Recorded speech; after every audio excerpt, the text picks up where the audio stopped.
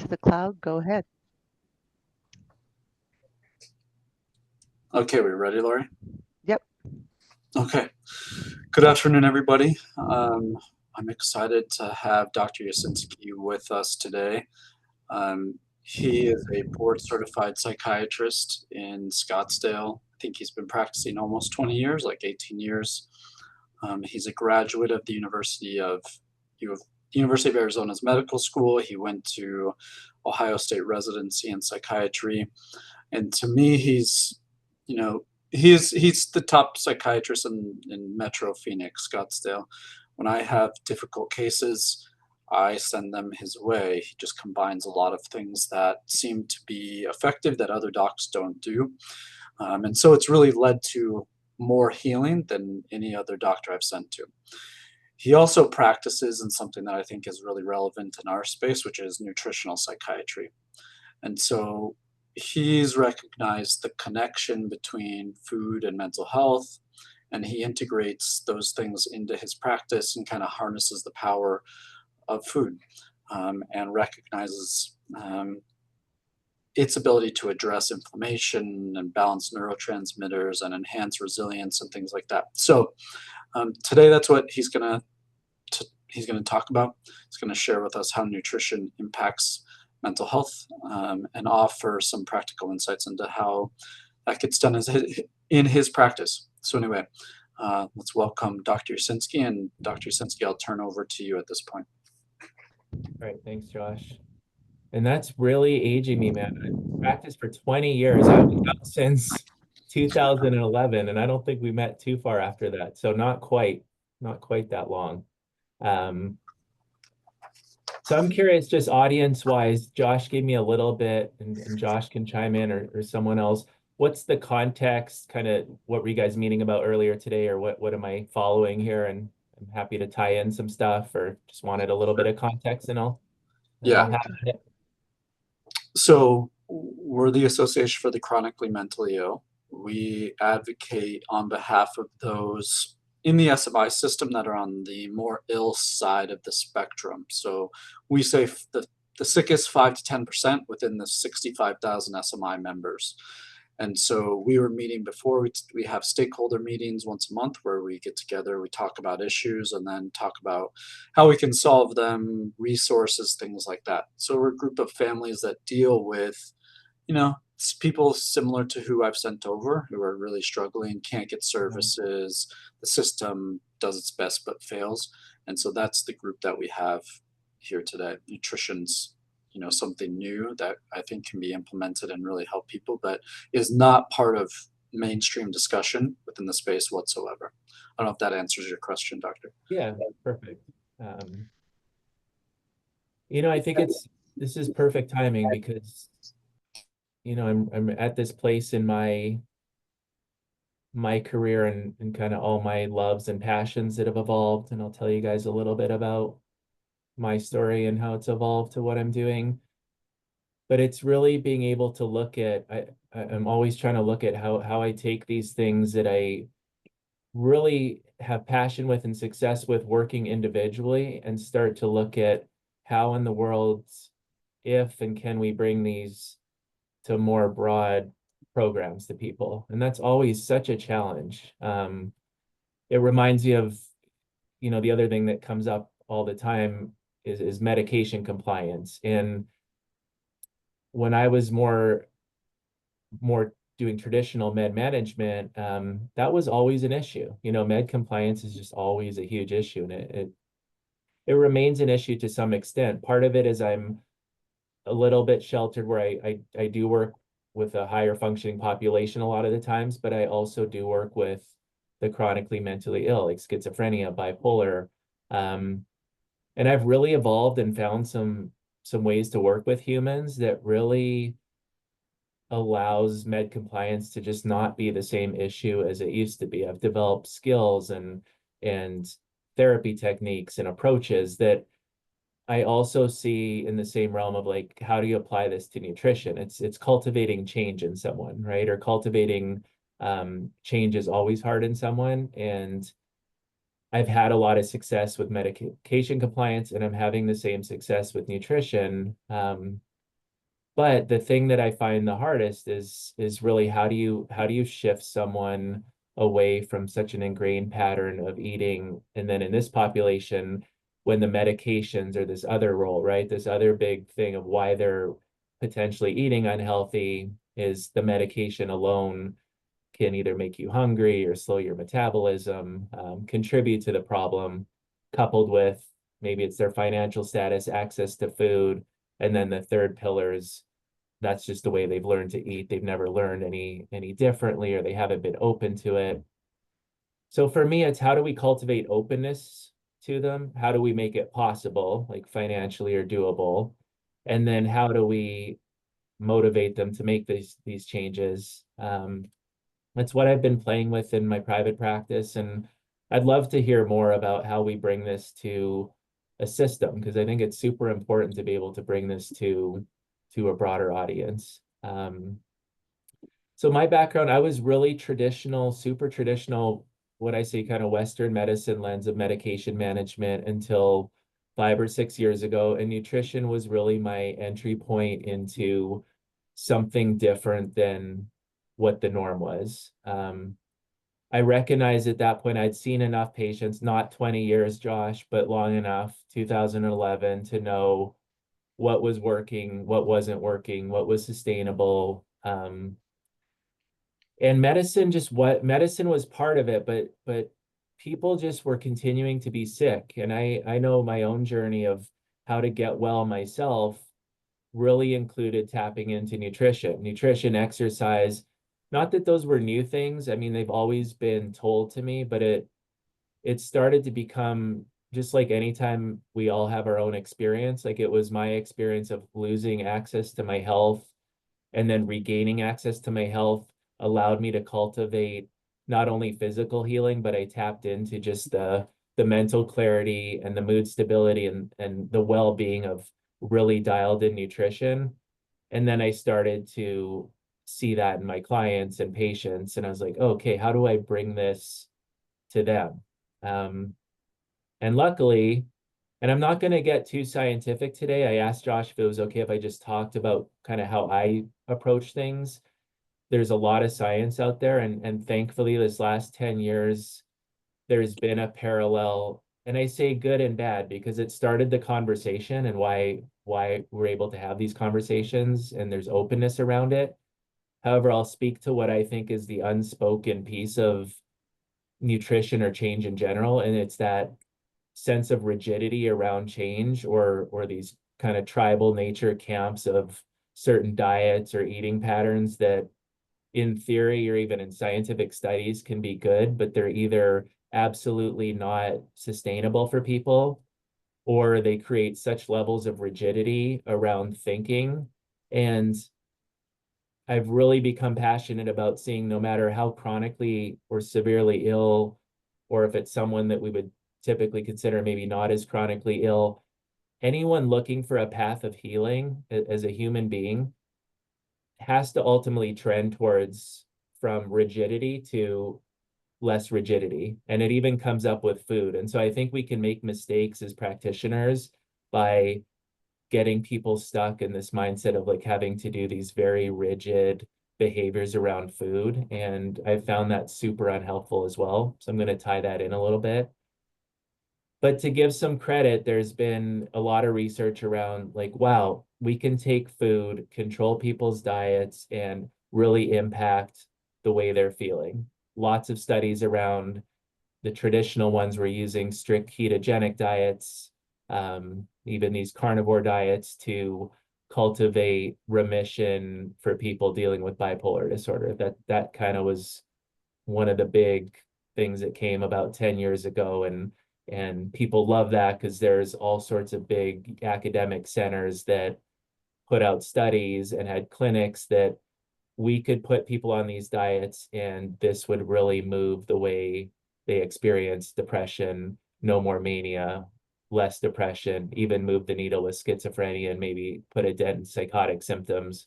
Um, and I've had lots of people come to me through the years, and the problem is very few people can make that type of strict changes. I'm just curious, has anyone done a full ketogenic diet in here or tried to stay on it, done it and then stayed on it?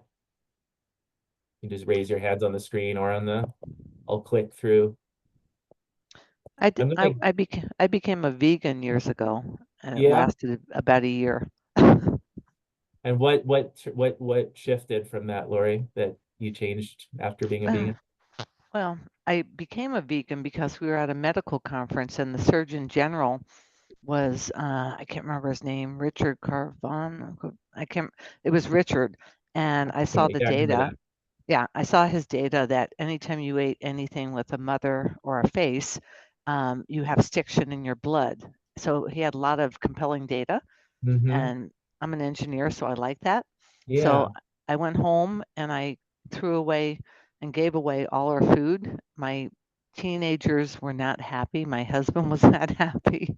This was in the day when it was hard to be a vegan. sure. And I felt better, but it was hard to eat because I was traveling a lot and not everyone offered vegan, nor a lot of the restaurants didn't even know what that meant. So I'd Yeah, have to spend half my meal saying, no butter, no this, no milk, no egg. But I yeah, did feel better. And then I still eat really pretty clean anyway, but I gave up veganism. yeah. Well, thanks for sharing. I think that's a good example. I think the other piece I'll add, and I'm just going to kind of talk through what I think is the layer that's untalked about. I mean, there's lots of research and data you engineers and data people, I'm sure love, and I do honor that as a scientist. I also honor this more touchy-feely side of how do we help human beings, and nutrition is one catalyst, but I'm still looking at how do we use that catalyst to help the person, because the end goal is like, how am I helping this person feel better, right? And um, I think even what I found, the stress that comes from the rigidity around strict diets also, even if someone didn't acknowledge that stressed them out, it's what you talk about, Lori. It's like the traveling, what am I going to eat here? What if I meet with this group and then I can't have this? All of those little things, you would be shocked at how that completely adds to the overall stress response of a human being. And I'm just going to use that term. Um, I'll clarify, I'm bad at Zoom, so messages will pop up. Maybe Josh, if someone could call out if there's some Yeah. question or There was something. a question. So Dr. Schwartz had her hand up. So if I see someone with their hands up, I'll just let you know. Yeah, if you could do that, Lori, that'd be helpful. Thank you. So Dr. Schwartz, you have a question? Oh, no, not really. I was just answering the question if anyone ever did keto. So many years ago, I did a keto diet, but it was only for weight loss, and I didn't lose any weight because it didn't affect my appetite, and I could eat as much fat or protein as anybody. So I went back to my regular diet. And Chuck, you have your hand up? Yeah, back in the day, on the Atkins diet was a ketogenic diet. Yeah. I How was felt it? great on it because the state of ketosis causes one to feel good. For some reason that I don't know the biochemistry of exactly why that occurs, but it definitely causes a certain state of euphoria. And the problem with that particular diet was that there was really no incorporation of fiber into that diet. And so if you stuck to strictly a meat and fat diet, which is what the Atkins diet, it really messed up your digestive system as far as going to the bathroom goes. So if I was to do that again, I think that would be a very effective diet. But you have to make sure that you get enough fiber to move things along and to make your gut bacteria happy. Yeah. That's Well, I think it speaks to, and please, questions are fine with me. I like brainstorming with everyone.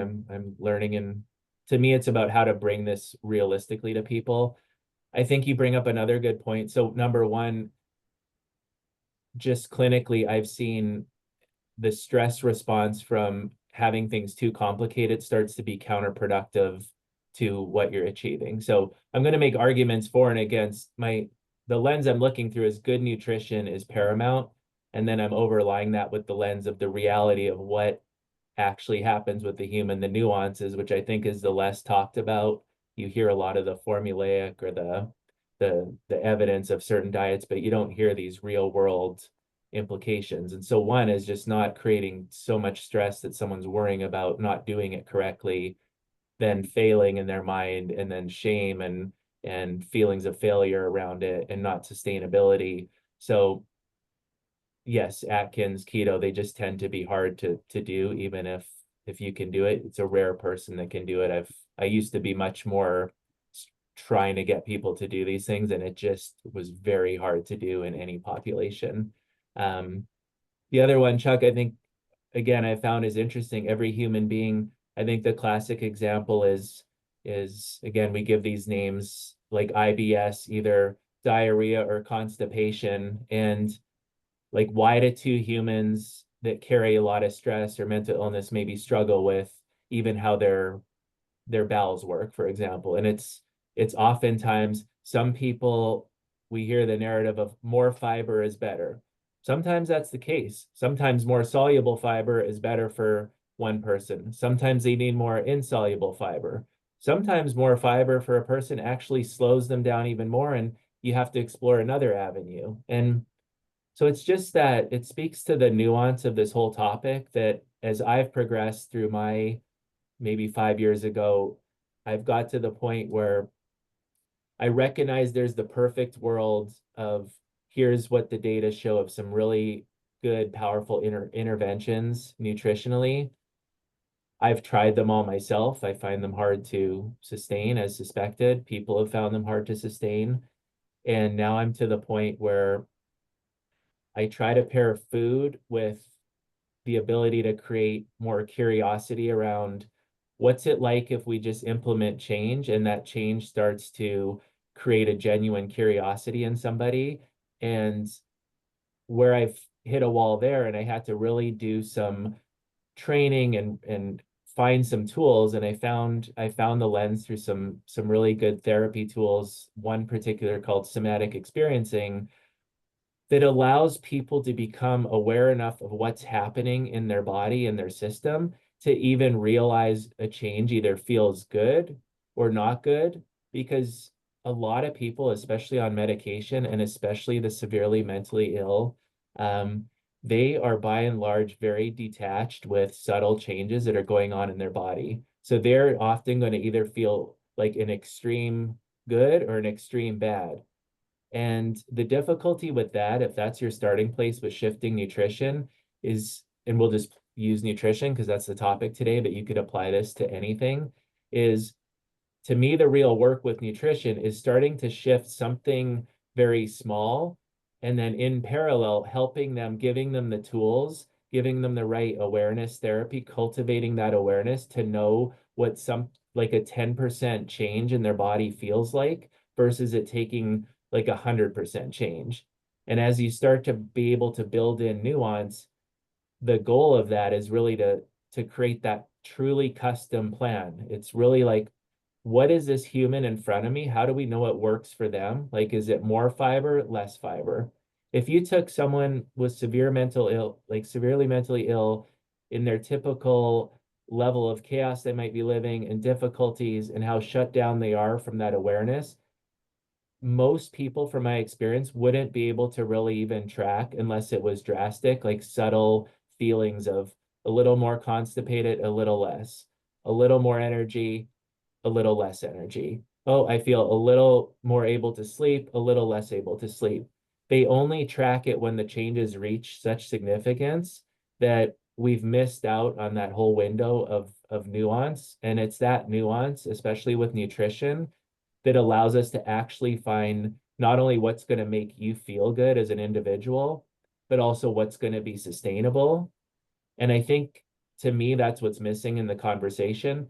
It's also what makes any of this nuanced care really hard to scale, because nuance and truly individual care is, geez, it's like the hardest thing to figure out how to scale, right? Because it's, how do you really individualize something on scale? it takes man hours and usually spending time with someone. And so that's, I'd love to hear ideas as I talk, because that is something I'm constantly brainstorming. So, For Dr. me, or go Yasinski, ahead. Yeah. one thing I think is really useful is the aura ring. So I can tell you, and my husband can complain about it, but I can tell you if I eat past a certain period of time, Mhm. my resting heart rate at night doesn't go down till after midway. I don't have as good a scores. I'm not my heart rate variability and everything. It throws everything off. Yeah, And sure. I would think if we gave everyone those, but again, I tried this same experiment with our son who has serious mental illness, and Mm-hmm. he thought it was cool for a while, and now he never wears it. And I'm like, do you look at the data when you're eating crap that you eat? Eat a salad, and I can see he's gone to Jack in the Box or something. I Yeah, wish it was that easy that yeah, is he that look at easy, that. right? Totally.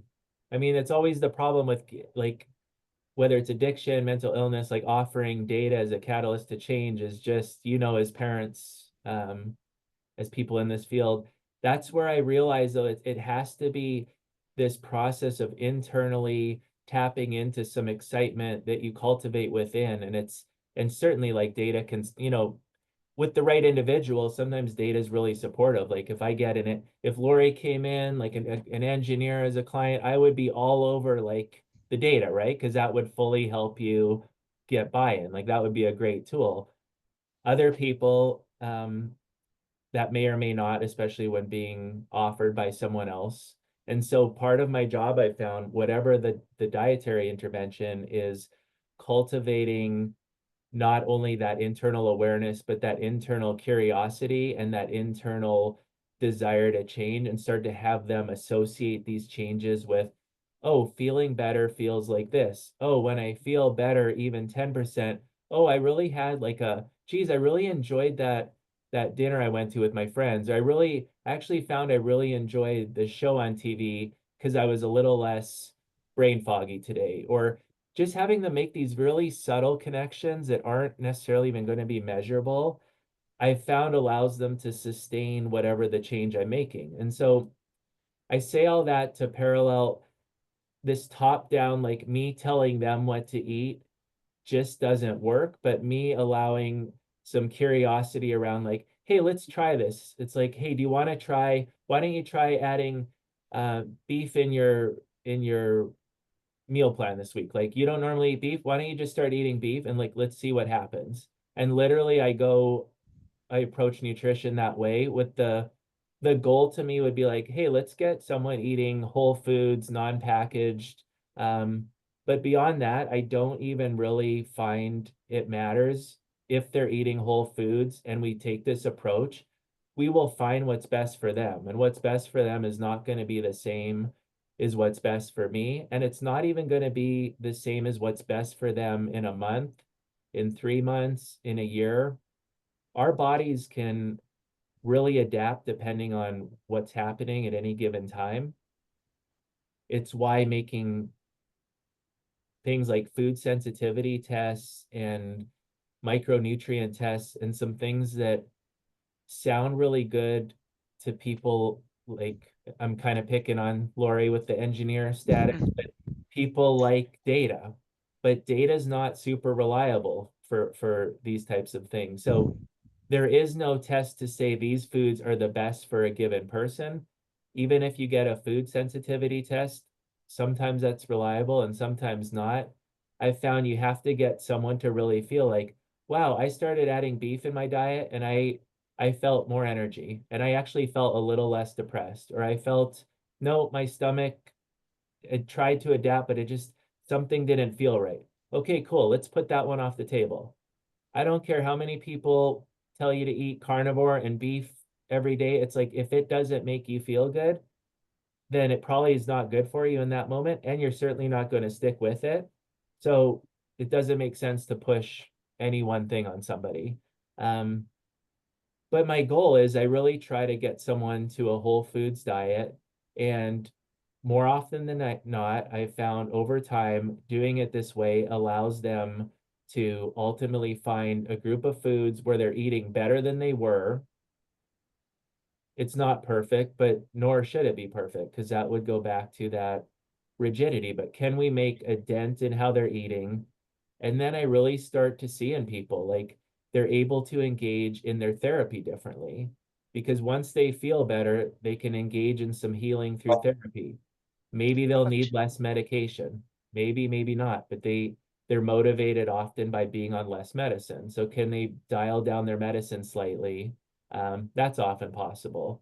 And you start putting these 5-10% pieces together. I've been able to move the needle on people very psychotic, severe bipolar.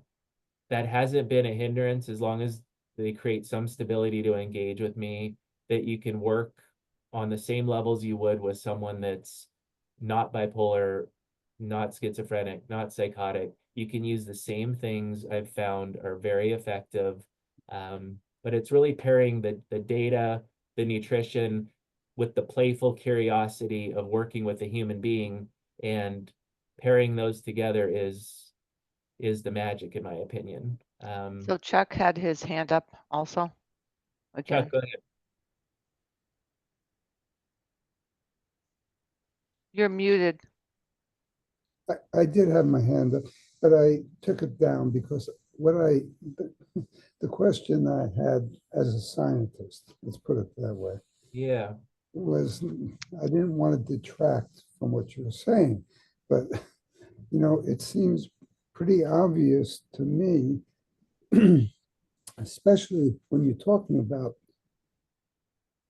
having a human being notice a nuance of such delicate levels that you're talking about. I feel a little better, I sleep a little bit.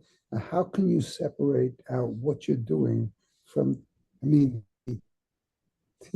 the actual dietary good of it, so to speak, from the placebo effect of just directing people to eat in a different way, and your influence on them in saying this might help you feel better.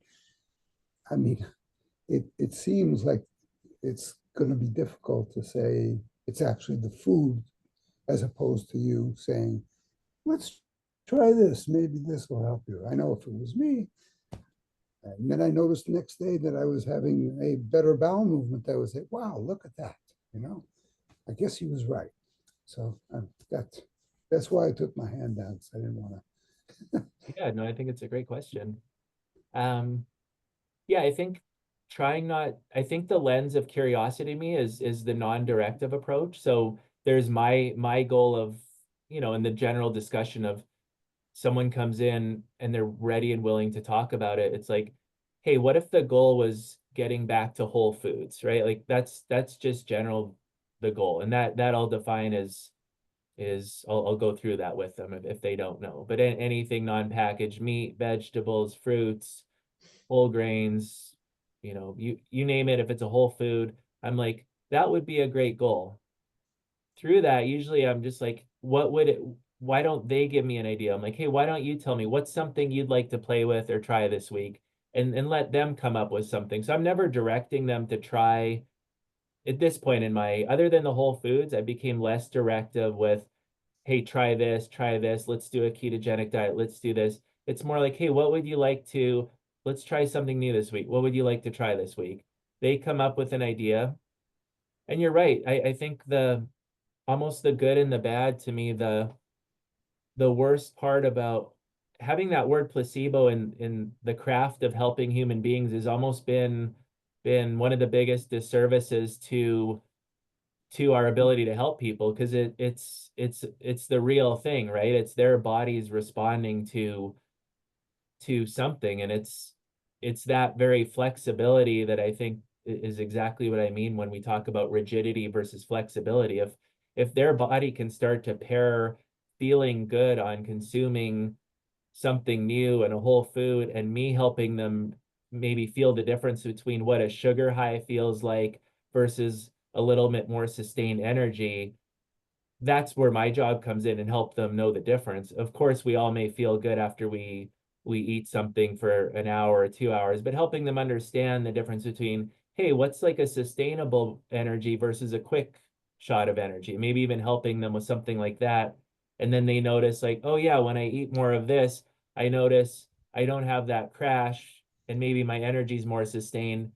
So I have to help them walk down that process. But there is an internal physiological shift, and call it a placebo or not, to their body starting to feel something different from putting better fuel in their body. And I think it could look like a placebo, but I also think it just looks like awareness of them feeling differently. And I really cultivate and catalyze that. And I don't get too worried about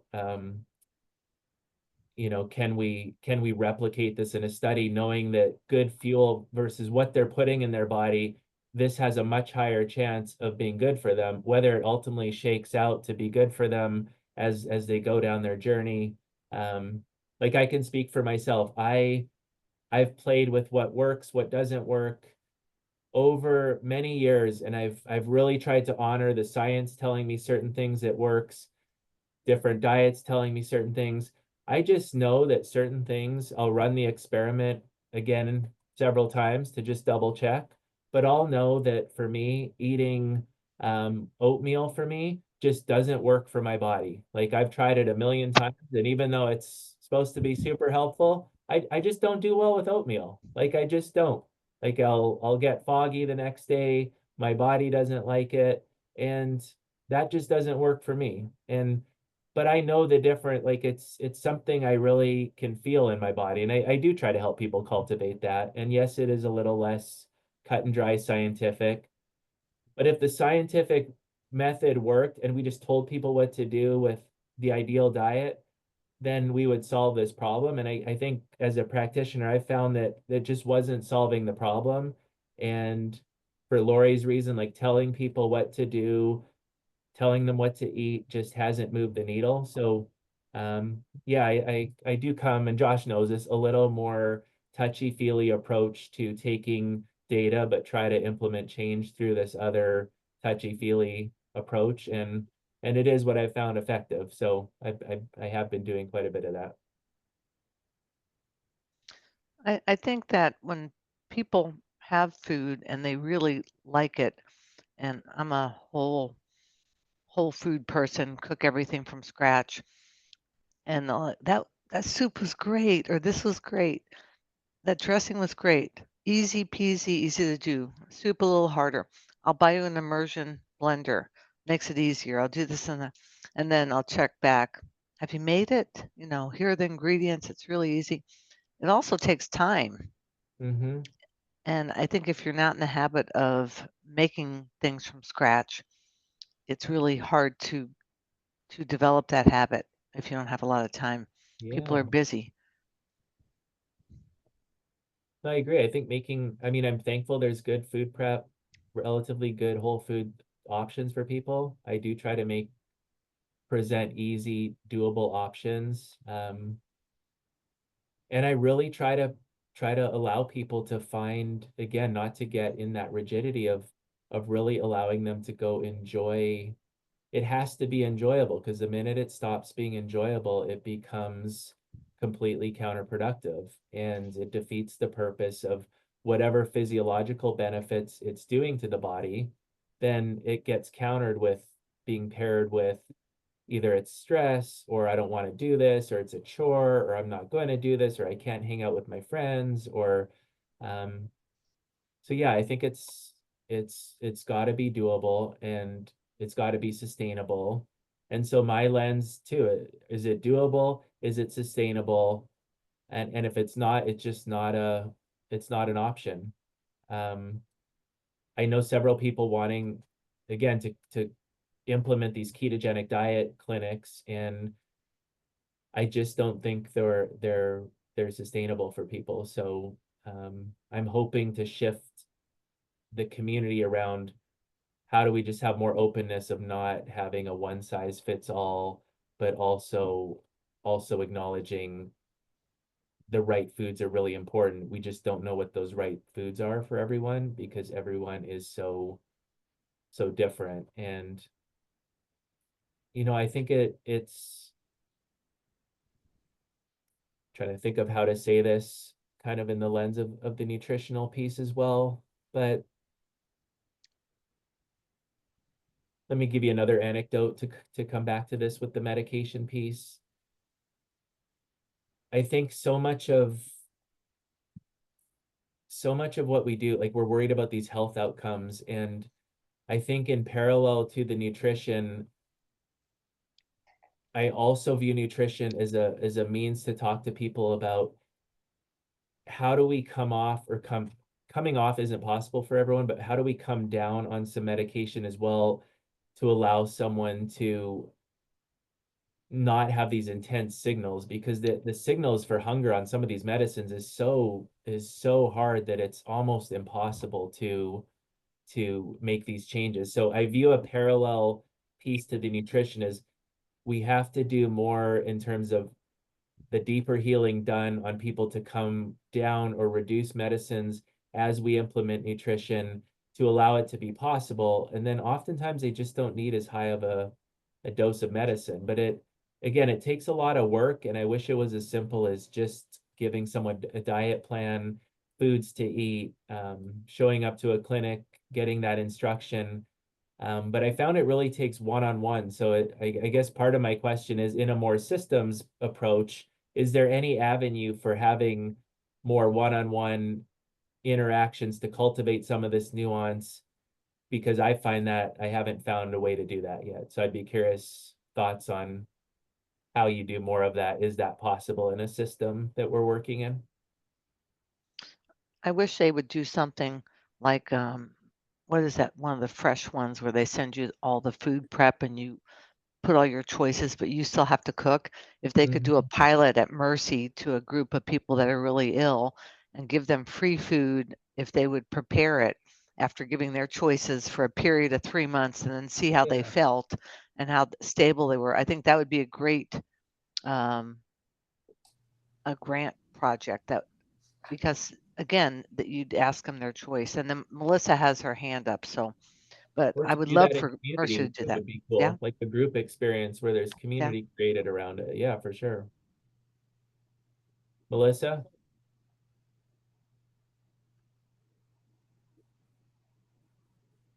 Hi, I'm sorry. I was driving in the car, so I had to go on mute. No, thank you. I really. So, what I'm curious about is just access to some of the more healthy food too. For instance, my brother-in-law is SMI, and where he lives, he's got to be able to walk to where, and what he can walk to are like convenience stores or dollar stores. Now, it's good because we go shopping with him every week. But I also work with a lot of clients who don't have that ability, and live in more or less food deserts and are very limited. So I'm guessing that you work with people too, kind of where they are and what's sort of achievable, and trying to understand what that access might be. Yeah, whether it's financial or willingness, right? Like wherever I think you can make drastic changes with small shifts. If you cultivate that awareness and get them excited about that, then they're willing to then maybe even, hey, maybe they'll walk a little farther to another store. Maybe they'll take that next step. But yeah, I think for sure that's the magic, is really working with, we say that all the time, working with them where they're at, but really getting excited about where they're at, and not that being like, oh, that's not really a big step. But it's like any change can be super exciting, knowing this is a long journey to cultivate a lasting change in how they're treating their body, what they're putting in their body, and noticing their body working better. And I think you could totally do it with changes, even if all you had to do is all you had access to is a convenience store, for sure. Okay. I can't raise my hand thing. Go ahead, Barb. I'll go after you. I don't know where it is. I'm on my husband's computer. I can't find anything. Go ahead, Holly. I'm sorry, I had to step away and talk to one of Jeff's providers. and missed where all this was going. But Holly and I have talked about improving the nutritional value of the population. And I have a whole program that I had done with some day programs and group homes for the developmentally disabled. And, you know, it's all great stuff, but it's a hard thing to implement. People are resistant to change. They're, you know, I don't know, I'm sorry since I missed stuff, but it can be done, but there also has to be a buy-in. Sure. So, and I am willing to help in any way, as I told Holly,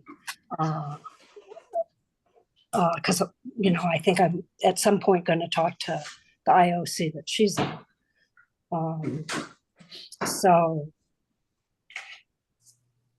I'm available, and I can speak more to the whole subject. Go ahead, Holly, if you want to follow up on that. So I'm an attorney. Most of my clients are institutionalized.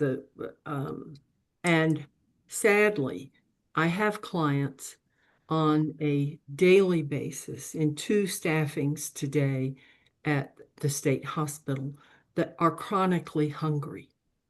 In part because of, well, today, for instance, they had Jell-O for something as part of the meal. Well, I had 2 clients, one who's Jewish, one who's a practicing, who keeps halal.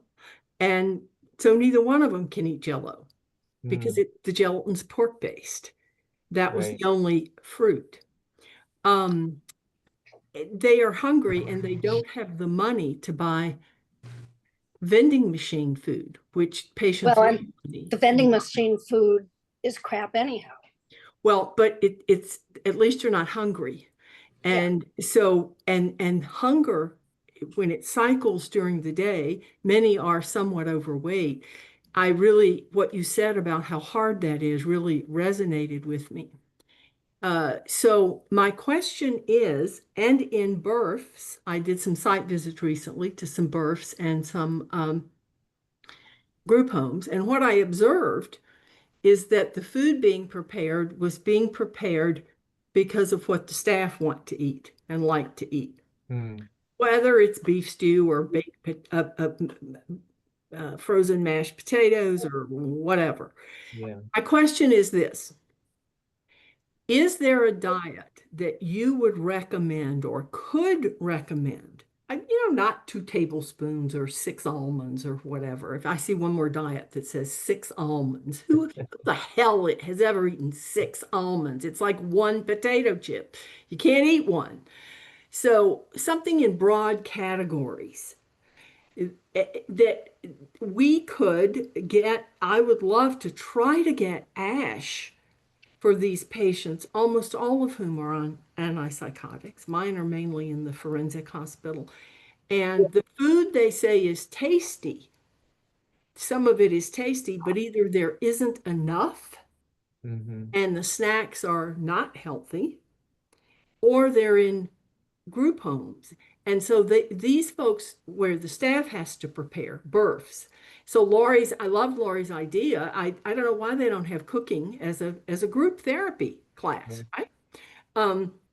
But is there a diet you can recommend or could put together for institutionalized patients that could be efficacious in improving management of psychosis? I know that there are published articles on this because I asked my daughter, who's a first-year resident and therefore knows everything about anything in medicine, right?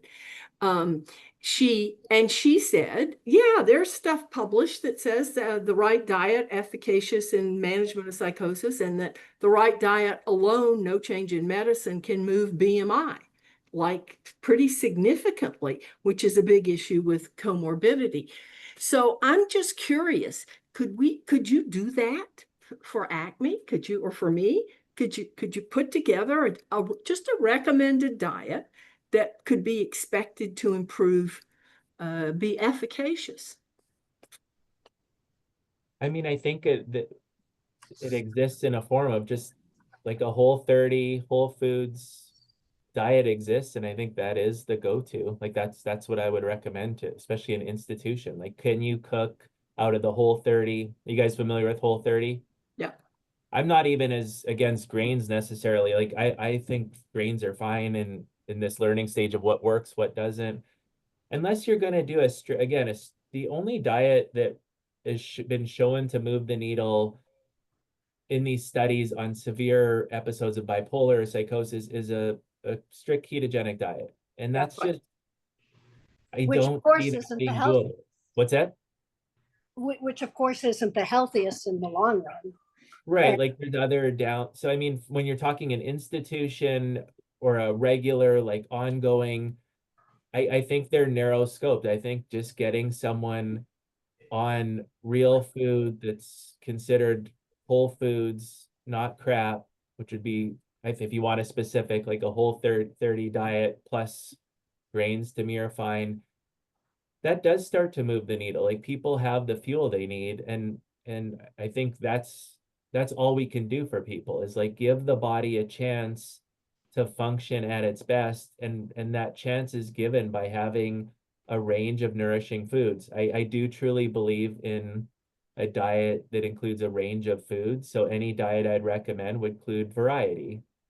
Part of being mentally happy is like getting to enjoy your food. Like I would factor all those things in. If someone's just dreading what they eat every day, that's not good for their mental health, including their psychosis, honestly. Interesting, because that is I do hear the complaint, we have no choice. Yeah, It's there's no just choice. thrown out, it's just set there, and we have no choice. And if we don't want to eat it or we ask, then we fear retaliation from the staff.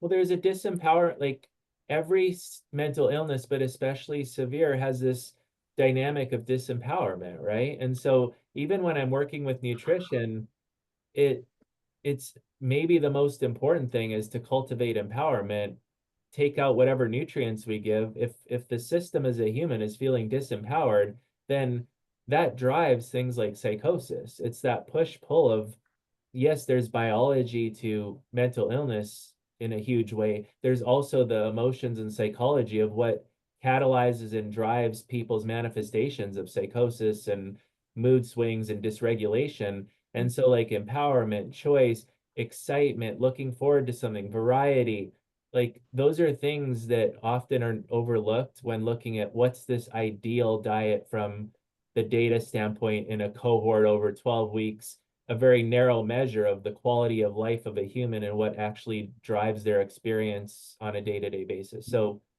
long answer is a lot of variety with choice and cultivating empowerment with some pretty decently healthy whole foods would be a winning combination that catered to the person that can't eat, the Jewish person that's like automatically put in this box of like disempowerment, no choice.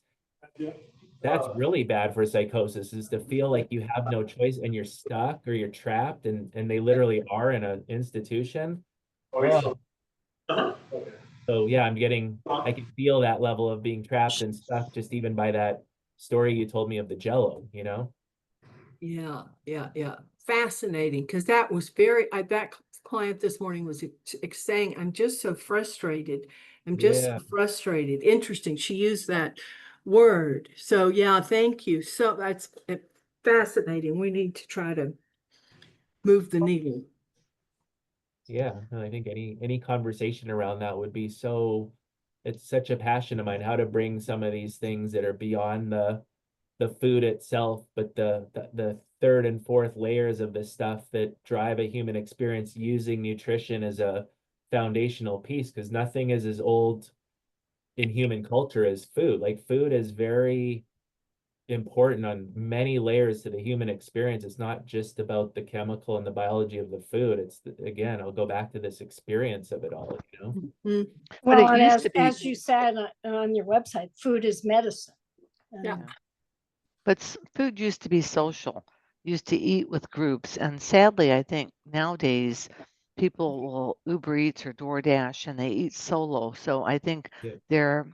I think they're using sometimes food to replace social community and connections and stuff. So I don't think they use food in the same way our ancestors did. No, not at all. Yeah, But we take that back into, you know, bringing it back in alignment with more like what was the purpose of food and really tapping into that. Yeah, I think that has to be tapped into in a healthy way. I don't Yeah, have Mike? any clients because I have of my client base, either at ASH or at birth, some of the births do not permit people an individual to order in their own because they appropriately want to reduce inequity. Somebody could be ordering an $80 dinner and everybody else is getting beans and rice. Yeah. My clients don't have that luxury. They all eat in a congregate setting. They're not in individual cells. The ones in jails eat in a congregate setting. But so anyway, that's your point about the social aspect is really good because they have that. They just don't have the adequate diet. Yeah. So Mike, you had yeah. a By the comment? way, everybody in institutions, jail, state hospital, residential, has a dietitian who's identifying, you know, what they're going to make in the kitchen. I wonder, you know, how you could get your message of what you found and the importance of it, not just, you know, from a nutritional point of view, but in relation to, you know, mental health. Get that information to the dietitian community about it's important more than just, you know, making sure you get your proper nutrition. Lori, can you make it happen that, you know, for the state hospital, that this doc can give a lecture to the dietitian staff at the hospital? I'm sure if you wanted to do another one of these for the CEO and CMO of ASH, they have a whole, and their dietitians, you know, I'm not going to volunteer your time. I mean, but if you would want to, that could happen. I actually did one of my internships for dietetics at the state hospital. One of the dietitians there who has since retired was wonderful, but as we've talked about, it's a really difficult population. And then there's also budgetary constraints. Definitely. I'm not sure what Cisco, if they're still the food delivery people, if what they bring into the facility or what's ordered, because, you know, it's a cost. I think that the current vendor, that doesn't ring a bell, but the other thing I can tell you, in the forums, both on the civil side and the forensic, the same themes come up. A lot of them say the food that they get, they just want variety. The other point is a lot of the clients at ASH will talk about the choices of snacks and in the cafeteria, the one that they can buy food. When they ask for healthy snacks, but the healthy snacks don't sell, the vendors don't keep stocking the machines because the vendors are there to make money. So we can talk about how we want healthy snacks, but when they look about what's selling, it's this Mars bar or crap that sells, not the healthy nuts or other things. So again, they say one thing and they behave another way. And it's the patient's choice. I mean, it's their choice what they eat, and that they don't buy a healthy snack. And that's where education comes in to try to help them to move the needle to eat more nutritiously.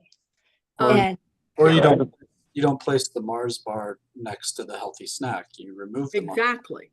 Exactly. I think this is the reason that ASH caters to what the vendors want is that ASH makes a profit off of the vendors and the vending machine. Exactly the same reason the grade schools did that. But what happens it's okay if you've got money and you choose to spend your money making educated decisions that result in you purchasing bad food. Okay, maybe that's okay. What I don't like is you have clients is that you have patients who are hungry and the only snacks other than a tortilla or something are in the machine. So what's wrong with putting out carrots, hummus, apple slices, oranges, those kinds of things for the snack? And probably if there was an adequate amount of snacks, some of the people wouldn't be buying ding dongs in the vending machines. This is an ongoing Yeah. conversation, and they have taken over some whole snack things, I know, on Civil, and put only healthy snacks because the dietitians want them to, and then they don't sell them, and then the patients complain that they don't want that. They want their other stuff back. Again, That's a trust really me, it's tricky ongoing. It's You give up a lot of freedoms when you are by court order ordered anywhere, Right. whether it's Let's jail, let prison, whatever. Dr. Yasinski's tried to butt in a couple times. Go ahead, Dr. Sorry. Yasinski. No, I just think I appreciate, and hopefully you guys have appreciated where I think it's super easy to lay out what's technically healthy. These conversations have to move beyond that because it's like there needs to be that layer of how do we actually implement. Like you have someone in a facility where all choice is taken away and they're trapped. Realistically, taking away their remaining choice, like you could argue, is good and bad, right? And so there's nuance to all of these things where I just appreciate like these are the conversations I think that are needing to happen more of, because just telling people what to eat based on what's technically good for them isn't getting the job done. Just like it doesn't work for me when I tell a patient to take their antipsychotic, and they don't want to.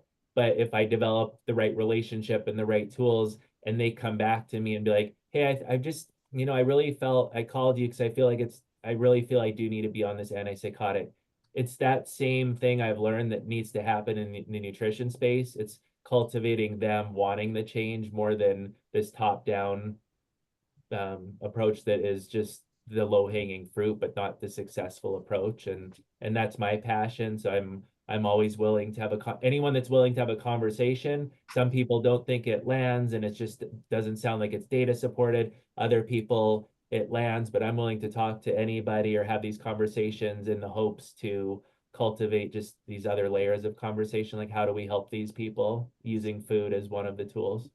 And Thank you. Holly brought up the fact that at the births or group homes or whatever, that it depends on the staff. And from working with group homes myself, that it ranges. There was one house manager who really bought into giving the residents healthy food. She wound up doing turkey burgers instead of hamburgers. She wound up getting fresh fruits and fresh vegetables. And she also meal planned.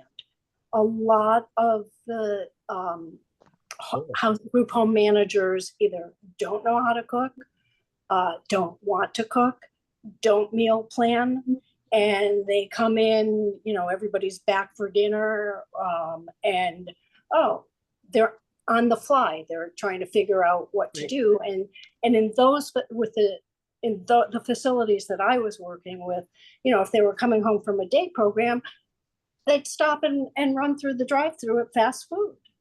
Right. It has to be the change also has to be with the staff.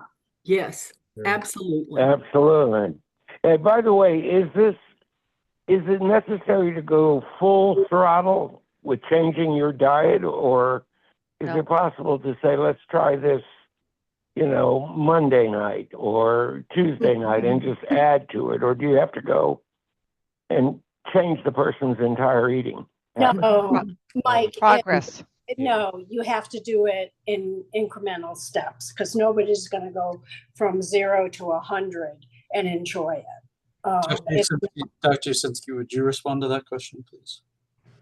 Yeah, no, 100%. I start with I work in that same way every time. I look for one change, see if we can get them curious about that, and then work with that change and then move on to another change, kind of foster curiosity in them driving the changes, like real slow over time. That's always a sustainable way. They're lasting that way. Okay. Yep, building Thank blocks. you.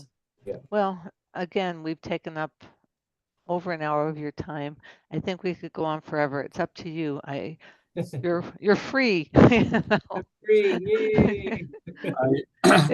If you want to hang out, you I'm can. happy to answer any questions, or Josh can share my email or whatever I can do to further this But, is really a passion of mine. Dr. Franzek asked about your willingness to maybe participate with the state hospital. You'd be willing to do that? Yeah, totally. I Okay. think Josh is, that would be excellent. But Laurie and Chuck, we have 3 independent oversight committee members on the IOC, and they can talk to the management. I find it more helpful to talk to the patients because the management could have done something about this. I think a long time ago. I think that that easy and cheap is what sells when you're running institutions. And I understand it. But the clients, I think, can be extremely helpful. And between Josh and I, probably 20 clients out of 83 in the forensic hospital. They talk about it. They talk about it every civil forum. We'll have 20 or 30 on the civil, 20 or 30 on the forensic, and the patients are the ones that talk about it. When they bring up complaints, often administration doesn't even know. The vendors will mix the cold and the hot and deliver the salads hot and the other food cold. But we tell them when that happens, say something then. Don't wait until the monthly forum to tell us. Yeah. Is there a way to bring this group of people together and ask them how this could be rolled out? I mean, would dietary be able to say, okay, here's our proposed diet for the month or whatever they do? What do you think? Is there some things that, people seem to abhor, or are there things that we could add that would be more healthy? Or is there a patient council, I guess is what I'm asking? There is a patient council that comes together and represents each of the units. And usually there's 20 to 30 civil patients or forensic patients. Barb's been to a few. I go to almost all of them. Chuck's been to a few. Melissa goes often as well. And they do tell you what they want to eat and what they don't want to eat. So there is a forum for that. But I think, again, we've gone over your time, so I don't want to hold you hostage. I know. So if you Josh guys and I can follow up with the patients. I am continue to be concerned about patients who are hungry. I don't like anybody going hungry, particularly not people at 24th and Van Buren. And let's let Dr. Yasinski go. Yeah. Thanks for having me. Thanks. Thank you very much. Thank you. Thank you. Thank you. You're welcome. Okay. So if we have more questions, let's follow up. We'll send him an email, and then I think as a group we have all the connections we might need to get going with Ash, at least have a discussion with Ash. So I think those are the next couple of steps.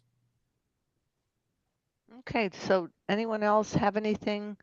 We have about 15-20 minutes. I know we did a lot of patient and family questions ahead of time, so I don't know whether so Crystal? Yes. So I've been working also with Shattering Silence Coalition, another group. I don't know if you guys know very much about them. They're out of the East Coast, and they pretty much do the same thing as Arizona Mad Moms. And they partnered with a group called, I think she's out of Florida, but it's Humanity Over Handcuffs. And they partnered with Tony Mentor. So He does an autism podcast and he gets a lot of people that listen. So he has done 31 days of mental illness and mostly serious mental illness, a lot with anosognosia. He's had judges, he's had senators, he's had family members, crisis people, police officers, everybody over the last 31 days. Each of the podcasts is about 30 minutes and they are extremely good. He's got over 400 views. And that's just out of mostly like the East Coast and Shattering Silence. So I was going to try to encourage everyone to listen. It's very educational on the family input. I spoke on it. 75% of the people are National Shattering Silence Coalition members. A lot of peers have spoke, but peers that are on the schizophrenia spectrum end and involuntary treatment end, they have spoken. There's also openness. I reached out to Josh and Holly, but he wants more people. So at the end, it talks about other people. I'm trying to get some legislatures. He wants to do at least 15 days in the next couple months of federal legislatures, state legislature who have supported serious mental illness. He wants to do that in a couple months. So he does his podcasts. He puts it together for like 30 days and then he puts it out. So he plans far in advance. But I think if you'll listen, you might want to join in on this mission because I think it's going to go big. At least I hope it does. And I just encourage everybody to listen. It's very, very good. Would you put the link? I think Lori asked, could you put the link in the chat, please? I will try again. I wish Rachel was here because I tell her to put it in there. I'm going to put it in there. But the last time I tried to do this, when I tried to pop it back up, it said that it wasn't active. So I'm going to try it again, but. Okay, or give us his last name. Yeah, I know. I wish I was a little more skilled. So it's called, what's it called? The National Shattering Silence Coalition.org. I put it in there. Yeah, but this is, let me get on my phone. Let me see. Let me get on my phone. Because this is important. Tony Manter.